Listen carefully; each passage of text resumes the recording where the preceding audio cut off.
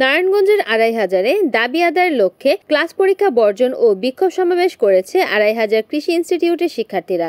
কৃষি ডিপ্লোমা ছাত্র অধিকার আন্দোলনের কর্মসূচির অংশ হিসেবে নারায়ণগঞ্জের ২৫০০-এ দাবি আদায়ের লক্ষ্যে ক্লাস পরীক্ষা বর্জন ও বিক্ষোভ সমাবেশ করেছে ২৫০০ কৃষি ইনস্টিটিউটের শিক্ষার্থীরা। বুধবার সকালে ইনস্টিটিউট চত্বরে অবস্থান কর্মসূচি পালন করেন তারা। এ সময় শিক্ষার্থীরা তাদের দাবি সম্বলিত বিভিন্ন ফেস্টুন হাতে নানান স্লোগান দেয়। ইনস্টিটিউটের প্রধান ফটকের সামনে অবস্থান নেয় ও ৮ দফা দাবি তুলে ধরে বক্তব্য প্রদান করে। পূর্ব নির্ধারিত ক্লাস ও পরীক্ষা থাকায় অনেক শিক্ষার্থী ইনস্টিটিউটে আসলেও অবস্থান কর্মসূচির কারণে তারা ফিরে যায়। অবস্থান কর্মসূচি শেষে ছাত্রছাত্রীদের একটি প্রতিনিধি দল ২৫০০ কৃষি ইনস্টিটিউটের ভারপ্রাপ্ত অধ্যক্ষের কাছে স্মারকলিপি প্রদান করে।